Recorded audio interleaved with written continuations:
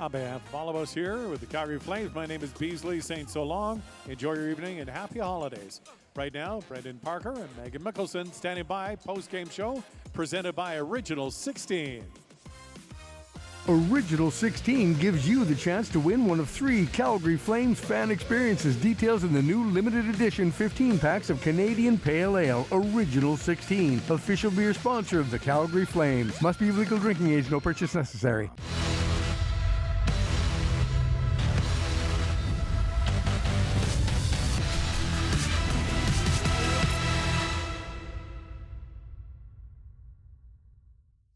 It is brought to you by Original 16, celebrating things done well. We are back from the short Christmas break. Brendan Parker alongside Meaghan Mikkelson tonight. And boy, what a hockey game to come back to. Edmonton Oilers' final battle of Alberta of the season, the third and final installment, and a game that comes right down to the wire. 2-1. The visitors take this one, and with that, take the season series as well. 2-1. 3 games, and Oilers win both here at the Scotiabank Saddledome. So what do you think in terms of the hockey game, the entertainment value here tonight, and coming off the break? Well, I think it was a little bit of a slow start for both teams, and then the pace really started to pick up in the second period. A lot of timely saves, big saves from both goaltenders, and you know what it came down to was the Edmonton Oilers power play.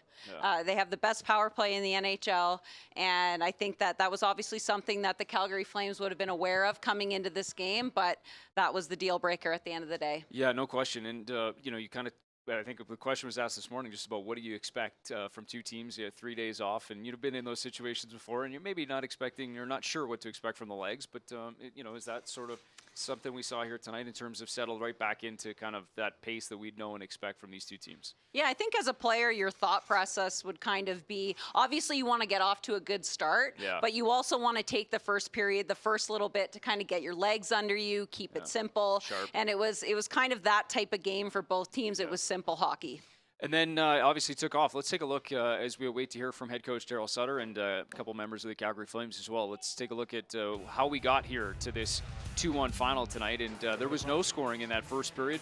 Scoreless after the opening game period, and then in the second it happened 2 in the first 5 minutes. This is the Flames opener one, and it comes from Michael Backland on a nice little rebound into the slot there. Well, and one thing that stuck out to me on that was Noah Hannafin jumping down the wall. We see him making that initial play back out to the front of the net. We saw that from the D, you know, kind of from start to finish in this game tonight, but Michael Backland obviously with a tremendous finish. Yeah, and he had a heck of a game. We'll get into more of that here as this game rolls along, but here was the answer from the Edmonton Oilers, and it comes at about the 5-minute mark. And once again, this one kind of off of battle, one down low, and then some traffic in front, but it's Barrie that scores the goal. Yeah, and it started off with a really good zone entry by the Edmonton Oilers, coming up in the middle of the ice and then getting the puck down low, and Kyler Yamamoto moving the puck low to high right away, and just a cannon of a shot from Tyson Barrie. So Barrie's got his 5th of the season, and that would leave us 1-1 entering the final period. And as you mentioned, it was the power play that would end up making the difference, and here's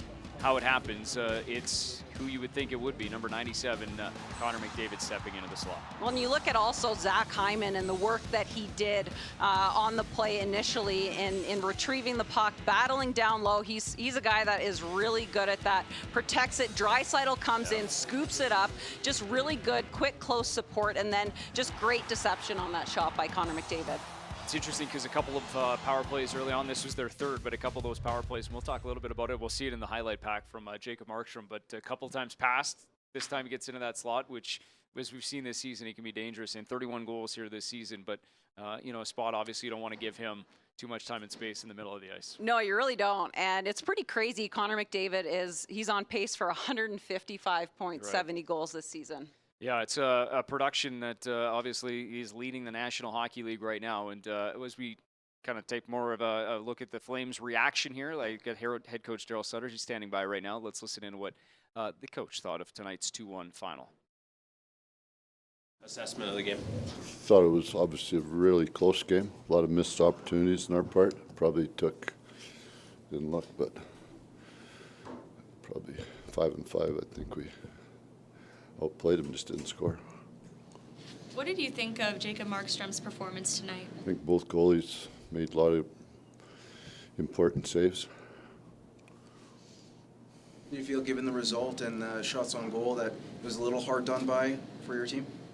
Yeah, maybe, but yeah, for sure. But you can't take 1-1 game. You look up holding in the dictionary. That's holding. So then you put it in whose hands? Do you wish you played Edmonton more this regular season? Yeah, we've talked lots about it. It's too bad that it's the last time this year. Is that one of the big takeaways, Darryl, whether it was that penalty or one of the other ones earlier in the game? Your team just can't do that against this team. Well, there was only 3, not one of the other ones. The first one, the too many men, that's unlucky. We passed the puck to our bench. So, but Madge takes 2 penalties. One's a slash, one's a hold. So. How did you think your team did at managing McDavid and Draisaitl at 5-on-5? Yeah, I said that. I think 5-5 we were probably did as well as we could, other than not scoring. What did you think of the opportunities that your power play generated? We hit the post, missed a couple empty nets, hit the post with the goalie out. So, what I think, missed it by that much.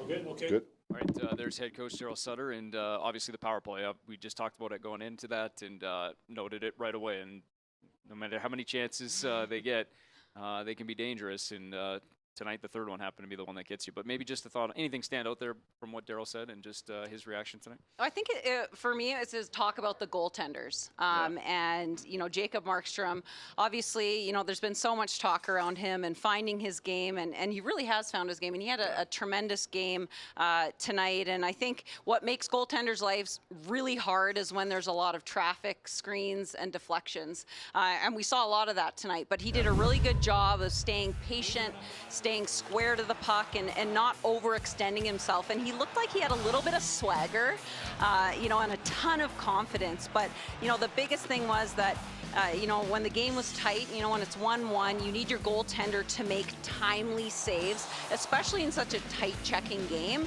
And he definitely did that tonight. Well, and if you watch that Oilers power play go to work, and we kind of just saw him flash by there, but just the reads too on those 2 power play back-to-back saves on Leon Draisaitl. You know that's a spot that they like to get him the puck, and the reads to kind of get across and make those saves, which were spectacular and at huge points in that game too. Yeah, exactly. And I think, the thing that makes the Edmonton Oilers power play so successful is how unpredictable they are. Yeah. They have, McDavid and Draisaitl moving from, the bumper position to one side of the ice to the other flank. So it's really hard, as a player positionally to know what they're going to do and defend that, but obviously as well for a goaltender. Speaking of defending, let's talk a little bit about Rasmus Andersson because, obviously they spend a lot of time out there against those big guns that we just alluded to. So too does Chris Tannen, but just the work from that last road trip and what we saw here tonight. I think, Rasmus was up closer to 26.5 minutes again here tonight, but that pairing and what they've done for this group here over the last handful of games and really throughout the bulk of the season, but you've seen a lot that you liked about number 4 here recently. Yeah, and when you're looking at scoring goals and you're talking about it, there's a saying that you don't ask how, you ask how many, but another important question to ask is when. And he's a guy that he's starting to get a reputation for scoring timely goals. 5 of his goals he scored 5 goals this season. 4 of those are game-winning goals, but he's also really started to mature in terms of his defensive game.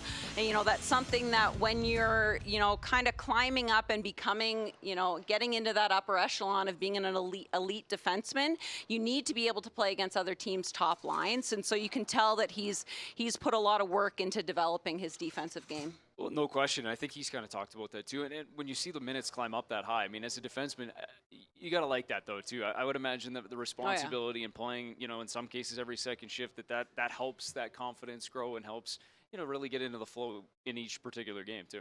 Well, and he said himself, the more he plays, the better he feels. Yeah, makes a lot of sense for sure. And you've seen that throughout the course of this season. Another big night for Rasmus Andersson. I think he had 5 shots on net. Obviously, just the one that finds the back of the net for the Calgary Flames. Let's get some more post-game reaction. Let's head inside of the Calgary Flames room and hear from Andrew Mangiapane now.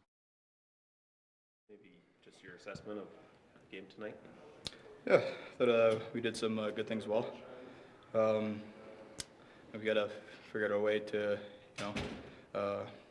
come away with these wins. They're important points, and we were close again in this one, but we got to figure a way to win. These always seem like dumb questions, but how difficult is it to be sitting in the penalty box when they score the go-ahead goal? Yeah, it sucks. Never want to put your man down.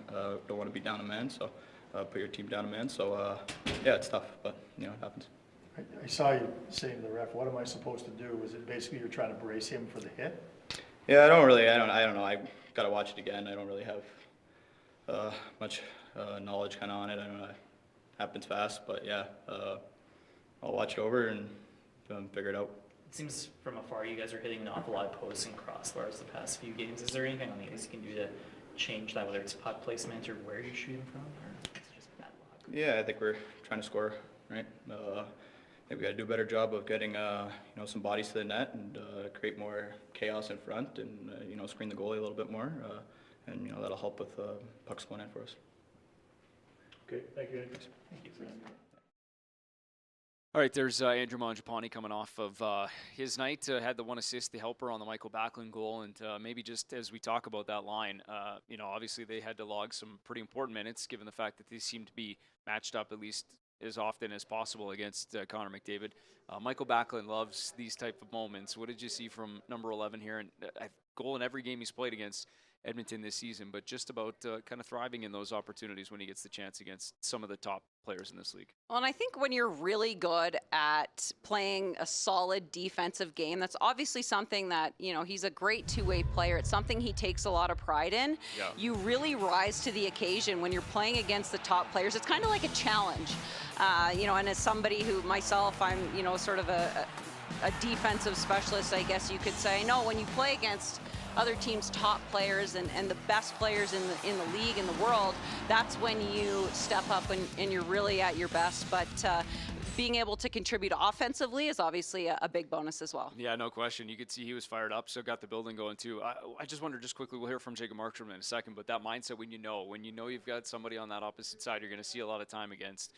You say you love the challenge. What is it? Is it a mindset kind of switch, or does it change anything when you're kind of preparing for a game, knowing that you've got that ahead of you for 60 minutes?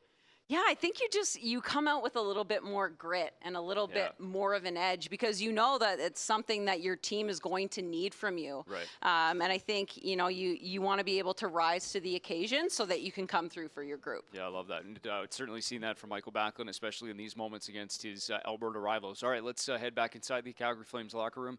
Jacob Markstrom now standing by. How'd you feel about the team's defensive play overall tonight? Good, really good. I thought, obviously keeping them, they didn't have many shots and, didn't have many chances. And I think, a game like today, we need to come out with the 2 points. Is there a way that when you feel good about the role you were on leading into Christmas as a team that you can still take the momentum forward when you play the way you want to tonight? What do you mean? Like, is it possible to carry that momentum still, or does it feel like you let that go? From the road? You mean? Yeah. We had a great road trip. We got 7 out of 8 points, and you carry that with you for sure. And, we had a nice skate this morning and, a nice few days break with the family, and, everybody's excited to get back in there. And, I thought it showed today, but, it's still a loss. And, in this, our division here is tight, and, you can't lose these tight games. I'm assuming it goes without saying that everyone in this room, and it was re-emphasized tonight, you just can't take penalties against that team. Yeah, it is what it is. You can't, the ref are reffing the game, and you got to play and you got to adjust. I thought, obviously in the first two periods we did a great job with the kill, and they get a penalty in the third, and they score, and we can't get the puck in their net.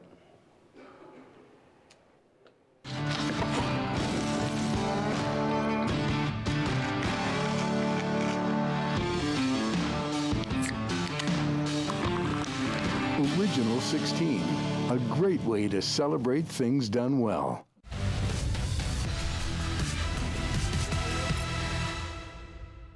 All right, Calgary Flames fall 2-1 here, the final tonight to the Edmonton Oilers, wrapping up their 3-game season series. Brendan Parker alongside Meaghan Mikkelson, and maybe we haven't showed them yet. We've kind of talked about them, but maybe just as we're kind of signing off, let's take a look at those final minutes. Obviously, 6-on-5, there was a chance for an empty netter and the pressure, and then obviously you know, takes some luck sometimes, and sometimes it's not going to go your way. And there was a couple posts here tonight, including this one here in the late stages. Yeah, and you have to give the Calgary Flames credit for, you know, putting the pressure on late in the game and getting, you know, that quality of chances. Tyler Toffoli there just missing the net and also hitting a post earlier on in the game. Yeah. So, I mean, they had some really good looks. We'll see, I believe we'll see here Michael Backland just ringing one off the post. So, you know, they're in the right places. They're doing the right things. It's just that little bit of extra finish. Yeah, no question. And it's had, you know, flashes throughout the course of this season in those moments, but it feels like if you're going to put up, you know, 47 shots throughout the course of most games, you're probably going to have more good than bad. But obviously that's not the situation here tonight. The Oilers find a way to kill it off and win this one 2-1 here tonight, and now leapfrog Calgary for that final spot in the Western Conference wildcard standings. Merry Christmas, I guess. Happy New Year, too. Merry Happy Christmas, holidays. Happy New Year. Yeah, I hope you had a yes. good Christmas. And now we look ahead because we got one final game before we close the book on 2022. That's coming up just on New Year's Eve here back at the Scotiabank Saddledome. As for tonight, it was a 2-1 final. Not quite there. That's 5-2. That's aggressive. But 2-1 was the final tonight. Edmonton over the Calgary Flames, and right back at it again are the Flames. They hit the plane here tonight and head off to Seattle, where they get another back-to-back finished off against the Kraken here tomorrow night before returning back home to the Scotiabank Saddledome to finish out 2022 with a date against the Vancouver Canucks. Thanks for watching Flames Postgame Live. It's brought to you by Original 16. We'll see you right back here later this week.